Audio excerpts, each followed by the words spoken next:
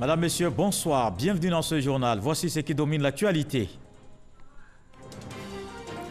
La Banque mondiale et la Côte d'Ivoire affichent une ferme volonté de renforcer leurs relations. Lors des assemblées du printemps des institutions de Bretton Woods, le Premier ministre a eu plusieurs rencontres à Washington.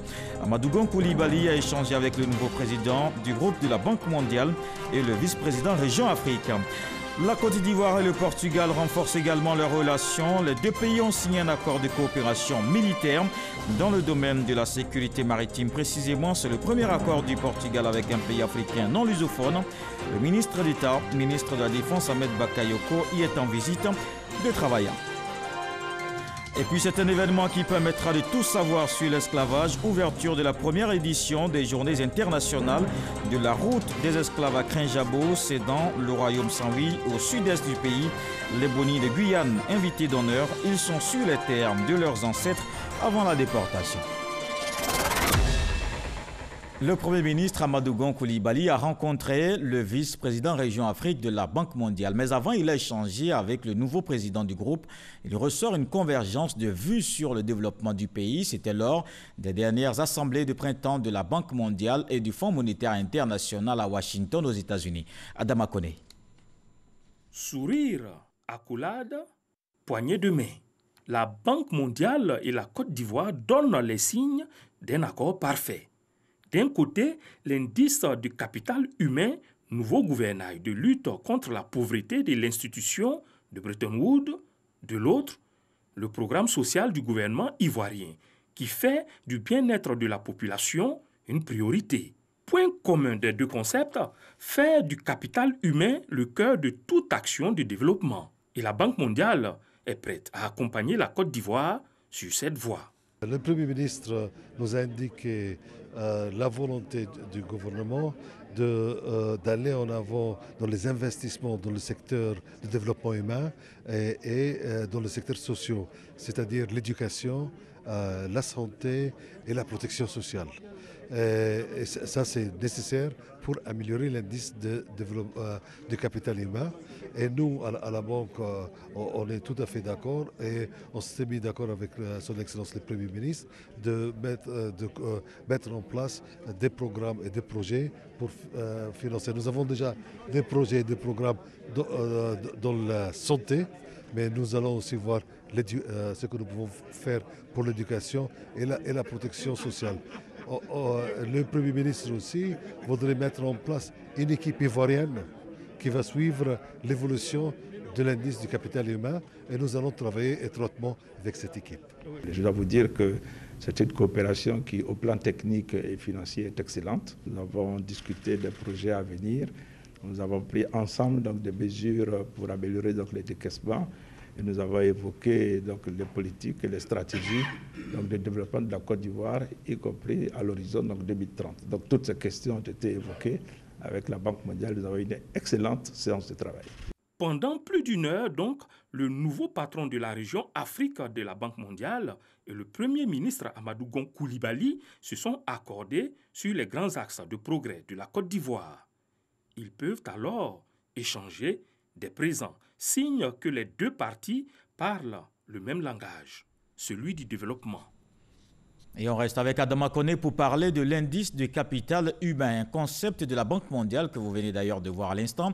De quoi s'agit-il? Comment on le mesure? Autant de questions qu'on pourrait se poser. Donc voici les éléments des réponses dans ce reportage. Indice de développement humain IDH, aujourd'hui indice du capital humain ICH.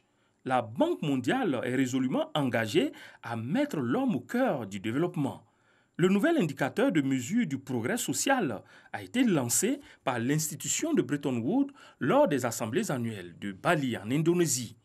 Concrètement, le nouvel indice met en évidence le niveau de capital humain qu'un enfant né aujourd'hui peut espérer à ses 18 ans. Pour cela, 3 facteurs sont considérés. Le premier, la survie, qui estime la probabilité pour un nouveau-né d'atteindre l'âge d'aller à l'école. Le deuxième, la scolarité. Ce facteur étudie la durée de la scolarité et les diplômes qu'il est susceptible d'obtenir. Le troisième, la santé, qui doit répondre à la préoccupation suivante, l'enfant a-t-il la possibilité de sortir du système scolaire en bonne santé, prêt à intégrer le marché du travail? Techniquement, l'indice de capital humain s'étend sur une échelle allant de 0 à 1. Un pays qui aurait 0,70 points signifierait que le futur de sa population est amputé de 30%, ou que le risque de ne pas aboutir à une réussite sociale pour cette population est de 30% contre 70% de chances d'avoir une vie décente. Au total, le nouvel indice mesure les pertes de productivité économique subies par les pays qui sous-investissent dans leur population. Et justement, la Côte d'Ivoire veut avoir des données précises sur son capital humain. C'est le sens de l'édition 2019 du recensement général de la population et de l'habitat. Pour ce faire, le ministre du Plan, Kabani Ali, fait don de véhicules et de motos à l'Institut national de la statistique, ce qui permettra aux agents recenseurs de parcourir toutes les localités. Safiatou Kouyaté, Jean-Jacques Kwame. Ce sont 25 véhicules de type pick-up double cabine, une dizaine de véhicules 4x4 et 252 motos mises à la disposition des agents du recensement général de la population et de l'habitat, RGPH, édition 2019.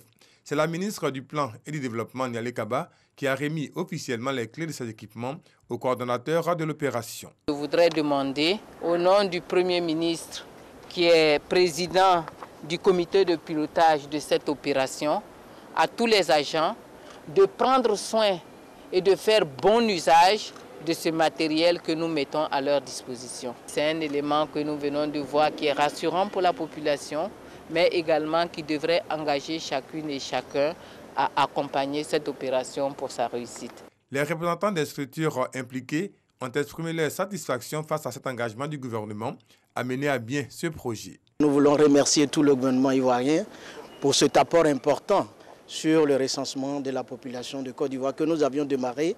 C'est un élément important qui va permettre à tous nos agents d'avoir une mobilité très forte sur le terrain et nous permettre d'exécuter le recensement dans de très bonnes conditions. Cette étape que nous arrivons aujourd'hui nous rassure que le recensement va se dérouler dans le temps qui a été prévu dans la feuille de route.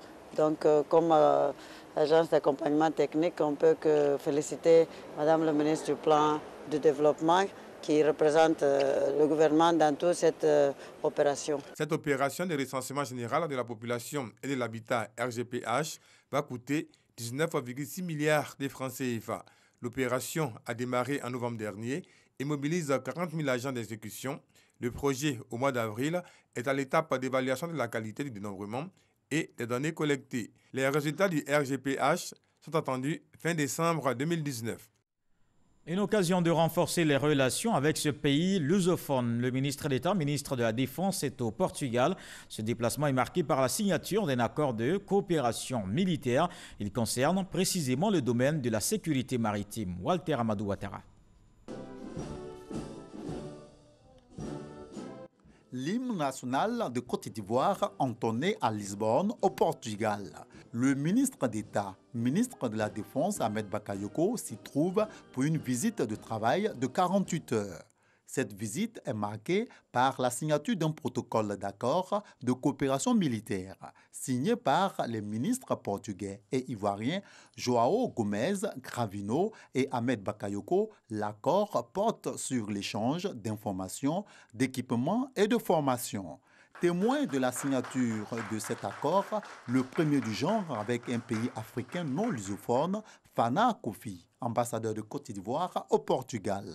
À Lisbonne, la délégation ivoirienne a pu visiter, entre autres, l'Institut hydrographique et la base navale, une base commise au maintien de l'ordre, de la sécurité et de la discipline. Ici en Côte d'Ivoire, la première édition des Journées internationales de la route des esclaves ouverte au royaume de Krinjabo, c'est dans le département d'Aboisseau. Ces journées du souvenir ont pour invité d'honneur les Bonines de Guyane. Ce peuple historiquement lié aux Akans est venu se replonger dans ses origines et dans sa culture avant la traite négrière soldée par la déportation. Ils ont été accueillis par les ministres Maurice Bandama, Siandou Fofana et Akaoli. Ces journées se tiennent du 22 au 26 avril. Le compte rendu complet dans nos prochaines éditions. La fête de Pâques, c'était hier. La ferveur de Paquinou touche également les églises catholiques à la paroisse Sainte-Marie d'Agüeto à Bobo et Saint-Ambroise-Mavigne d'Angré. Des villages en miniature installés ce lundi, les différents groupes ethniques invités à promouvoir leur culture, des concours organisés. Voyons cela dans ce reportage de Régis Kofi. Pâques. Parce que le moment de solennité religieuse, c'est le basculement dans l'aspect festif. Paquinou, ça se passe aussi dans la paroisse.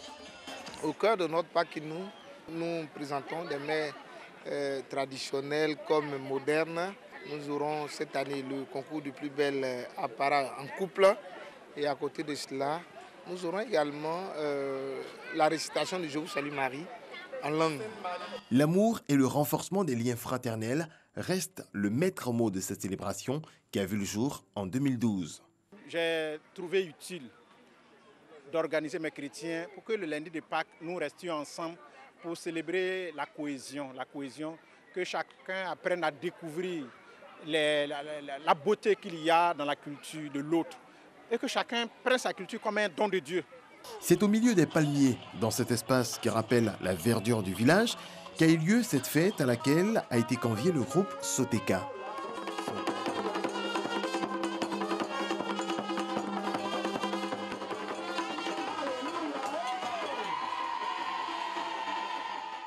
C'est pour célébrer la diversité culturelle, c'est pour célébrer la diversité ethnique. L'impact est que les gens sont heureux de se retrouver et de fêter ensemble la Pâques. Même ambiance à la paroisse à Saint-Ambroise-Mavigne de Cocody-Angré, où les différentes communautés ont créé leur village et présenté tour à tour leur savoir-faire artistique. Tu peux être de manière naturelle né au sud, être par exemple un Natchez, et puis on t'a affecté au nord. Tu manges des plats du nord. Tu peux être né au centre, et puis être affecté par exemple au sud. Donc tu t'appliques comme un gars du sud et tu manges les plats du sud. Donc c'est ce brassage-là que nous avons voulu montrer en faisant Paquinou ici à Saint-Ambroise. C'est une initiative que souhaitent pérenniser ces églises catholiques et que d'autres veulent épouser vu l'impact positif. Hors des églises, cette touche culturelle de Pâques a marqué la célébration à Abidjan. Dans les différentes communes, l'événement célébré dans une ambiance particulière. Les populations n'ont pas manqué de créativité. Voyons cela dans ce reportage de Théodore Zouzou dans un commentaire de Franck Wadio.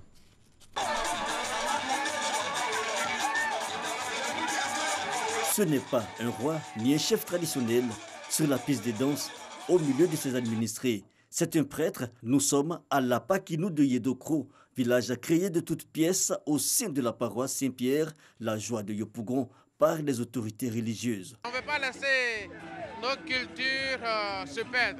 On veut ressusciter cette culture-là. C'est une richesse pour l'Église aussi.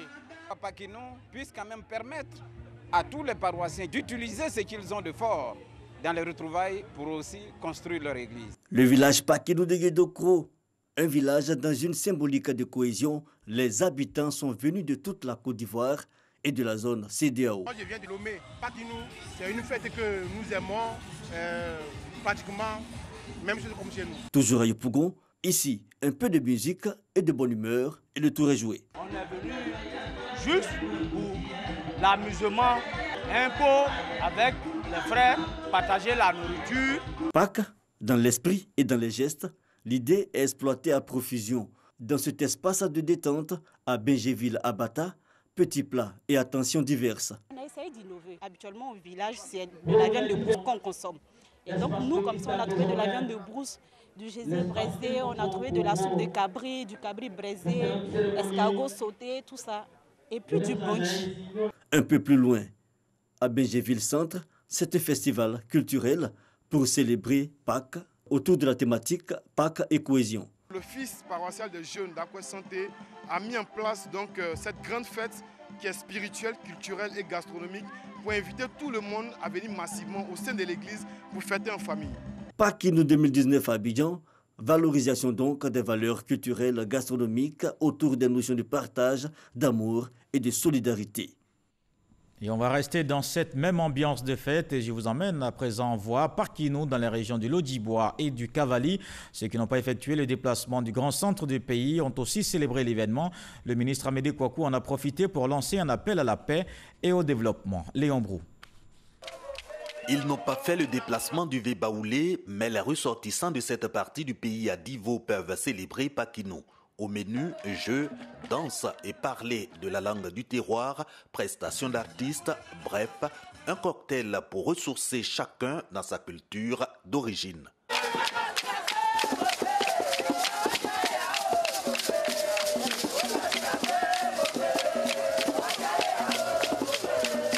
Des retrouvailles parrainées par le maire de Divo, le ministre Amédée Kouakou, qui a aussi rendu visite à la communauté baoulée de Godeyaoukro et Jean-Pierre Cro, respectivement à Guitry et Lakota.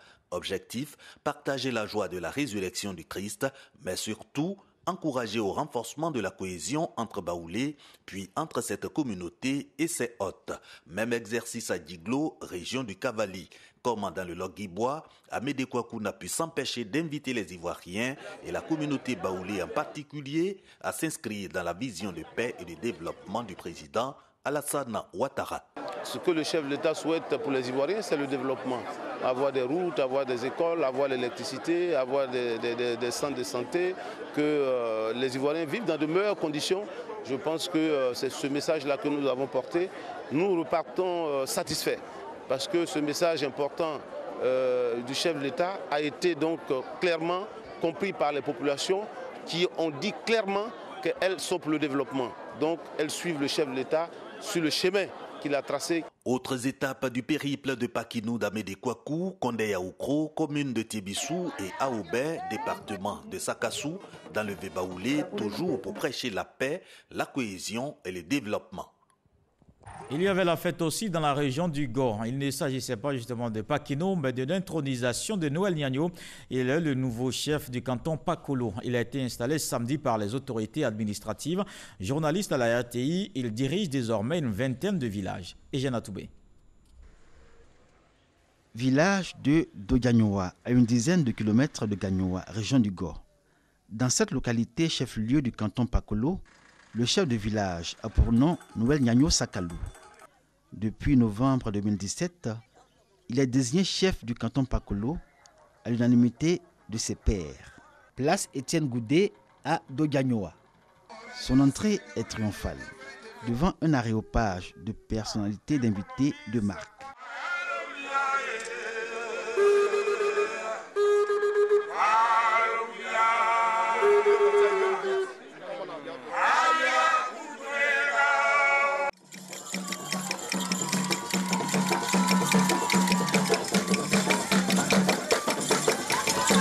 Ce que les régions du Gor et de Bunkani ont de meilleur en termes de culture a été servi aux invités dans un élan de fraternité. C'est la cohésion sociale entre tous les Ivoiriens.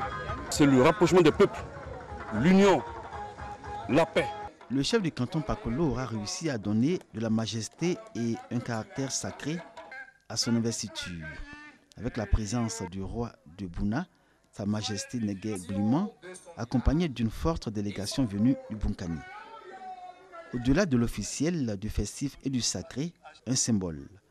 La fraternité des peuples des régions du Gor et du Bunkani et cette leçon d'harmonie intercommunautaire et de cohésion sociale à promouvoir dans toutes les régions de Côte d'Ivoire. On va aussi échanger nos savoir-faire en matière de management pour que les deux populations à la fois s'unissent mais également consolident leurs assises au niveau des pouvoirs traditionnels. Chef Niagno, je souhaite vivement que vous restez le chef de tous ceux qui habitent le canton Pakolo. La cohésion sociale et la paix sont des valeurs que Noël Niagno, en sa double qualité de chef du canton Pakolo et de chef du village de Dogagnoa, est appelé à promouvoir. Aujourd'hui en pays BT, comme dans tout le département de Gagnoa, assurer la fonction de chef obéit à une procédure clairement établie et rigoureusement respectée. On ne fait plus d'élections pour désigner les chefs. Les chefs sont désignés par consensus selon les us et coutumes des localités. Dans un canton donné, le chef de canton est l'autorité traditionnelle la plus élevée, celui qui est le protecteur de toutes les populations du canton. Il n'y a pas d'eux, il est seul et il veille sur les chefs de tribus et les chefs de village. Sa mission a été bien définie dans l'attestation qui lui a été remise, valoriser les valeurs socio-culturelles du canton Pakolo. À défaut de pouvoir, par exemple, inviter tous les chefs de village, on invite le chef de canton qui va répercuter les informations et autres instructions du préfet ou du sous-préfet à ses collègues chefs de tribu et chefs de canton. Mais les terres sont claires, le village est l'entité administrative de base. Et de ce fait-là, il dépend du sous-préfet. Dans tous les 22 villages que compte le canton Pakolo, de Maïdoyo à Doukourpalignoa en passant par Guibou, on entendait les populations dire que l'investiture du chef du canton Pakolo annonce une ère nouvelle. La joie était visible et diversement exprimée, signe de l'espoir des populations de voir le Pakolo accéder au progrès. C'est la fête de leurs grands-pères. Ils doivent participer aussi à cette fête. Comme cela, il les a dit qu'ils puissent passer à la fête. C'est le deuxième chef de canton que nous voyons aujourd'hui après Kiyakei Avignon de Doukourpalignoa. Nous avons fait l'appel de tous les cadres du canton. Ils sont nombreux, les allochtones et les allogènes, qui ont choisi de s'établir durablement à Degagnoa, autant que dans les autres villages qui composent le canton Pakolo. Tous ne tarissent pas d'éloges sur la tradition d'hospitalité du peuple bété et sa simplicité qui favorise l'harmonie intercommunautaire et la cohésion sociale fermant de vivre ensemble. Au plan infrastructurel, en revanche, Degagnoa reste confronté à de nombreux défis. Actuellement, c'est 2 pompes dans Degagnoa. Si ce n'est pas plus en bas ici, là, on quitte là, 2 kilomètres même avant de venir pour prendre l'eau. C'est un village qui est en retard, parce que c'est un village du chef canton. Nous ne travaillons pas, nous sommes au chômage, nous tous. Nous n'avons pas de l'eau courante. Nous pensons que nous pouvons donner le message de toute la filière évière de Côte d'Ivoire, c'est-à-dire de la PROMAC, pour que les gens désormais s'inscrivent dans une logique de qualité et de réalisation des plantations d'évier qui sont de qualité. Les populations attendent de voir leur chef de canton coordonner les actions de développement et de progrès et une réponse à l'emploi des jeunes. L'option agriculture et notamment les métiers de l'éviaculture sont une offre pour le canton Pakolo qui n'échappe pas à la question de l'autonomisation des femmes. Avec la fin des destitutions en cascade dans le département de Gagnoa, le chef du canton et ses administrés devraient avoir le temps et la latitude de se consacrer à l'essentiel, le sort du canton Pakolo dans l'union, la solidarité et la paix. Parlons éducation à présent. Un collège désormais dans le village d'Abli, dans le département de Toumoudi, un don du conseil de l'entente à Tigokro a également une inspection primaire offerte par la mairie. Des actions que salue la ministre de l'Éducation, Kandia Camara, a réceptionné les clés de ces réalisations. Soro Corona.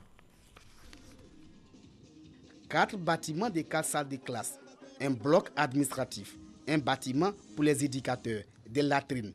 C'est le visage du nouveau collège du village d'Abli dans le département de Toumoudi. Un collège offert par le Conseil de l'Entente à l'État de Côte d'Ivoire. Notre souhait est que cet établissement affirme sa spécificité en inculquant aux élèves les valeurs portées par le Conseil de l'Entente, la solidarité, la paix et le développement.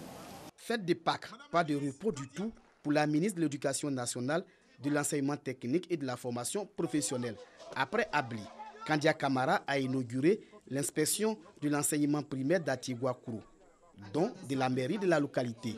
Une modeste contribution à sédentariser les agents de l'État dans notre cité, à la suite du constat selon lequel tous les hauts fonctionnaires et les agents des rangs affectés dans notre ville résident à Yamoussoukro. Recevant les clés de ces réalisations, Kandia Camara a traduit la gratitude du président de la République, Alassane Ouattara, aux structures donatrices. Elle a invité d'autres organisations à suivre ce bel exemple afin de donner une éducation de qualité aux jeunes Ivoiriens. Vous savez, le président de la République a fait de l'école la priorité des priorités. Et c'est la raison pour laquelle nous apprécions à sa juste valeur les actes posés par les donateurs d'aujourd'hui et nous lançons un appel à tous les autres Ivoiriens pour aider le gouvernement pour rendre plus réel et plus visible sa politique de scolarisation obligatoire. Kandia Camara avait à ses côtés la ministre Raymond Goudou Kofi et l'épouse du vice-président Kablan Duncan. Ces dons viennent soutenir la politique de l'école obligatoire décrétée par le gouvernement ivoirien. En 2017, plus de 8000 migrants ivoiriens ont demandé l'asile en Italie. Face à cette situation, l'Union européenne a initié une campagne de sensibilisation. L'objectif est de toucher plus de 10 000 jeunes candidats à l'immigration clandestine. 6 ONG locales formées pour la mise en œuvre de cette campagne. Le reportage de Walter Amadou Ouattara. En dépit des différentes actions pour freiner la migration irrégulière, ce phénomène reste encore d'actualité. En 2018, la Méditerranée a enregistré plus de 2260 morts. Une année avant, 8374 migrants ivoiriens ont demandé l'asile en Italie, faisant de la Côte d'Ivoire le 4e pays de provenance des migrants. Certains préfèrent quitter Abidjan, venir à Daloa, qui apparaît comme étant le pôle de transit pour tous ceux qui doivent y aller. Les raisons, elles sont nombreuses. Nous avons affaire à des guides religieux qui sont là, avec des messages forts pour leur dire, moi j'ai une révélation qui me dit que si tu dois faire quelque chose, c'est d'aller à l'étranger. La famille aussi va se faire le relais de tout cela. Face à la situation, des initiatives se multiplient. L'Union européenne, à travers l'ONG italienne, Association pour le service volontaire international AFSI, choisit la sensibilisation comme approche. Que ce soit le porte-à-porte, que ce soit les réseaux sociaux, que ce soit les spots télévisés, avec un financement qui vient du Fonds AMIF de l'Union européenne. 600 000 €. AFSI, la fondation AFSI, avec d'autres ONG, ne mène pas seulement ce projet qui est lié à une campagne publicitaire, mais elle mène aussi des activités de réinsertion des migrants de retour. 6 ONG locales sont chargées de sa mise en œuvre sur le terrain.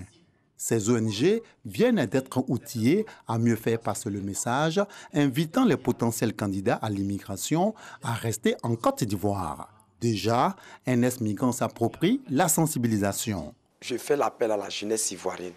Tu as 900 000, tu as 1 million. Dis-toi que tu es courageux. Je te dis, faut apprendre un métier. Avec ma cordonnerie, je vis.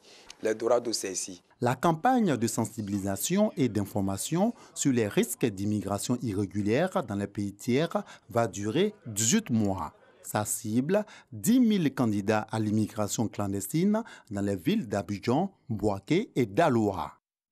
Sport, parlons des 3e et 14e championnats d'Afrique d'athlétisme. La Côte d'Ivoire empoche 3 médailles lors de cette compétition. Elle vient de se tenir ici à Abidjan.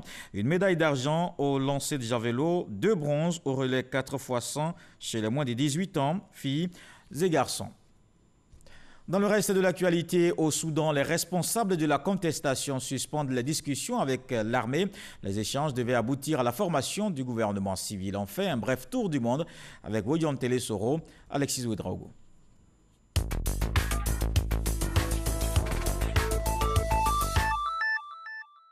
Au Soudan, le chef du conseil militaire de transition Abdel Fattah annonce le transfert du pouvoir au peuple lors d'une apparition à la télévision nationale.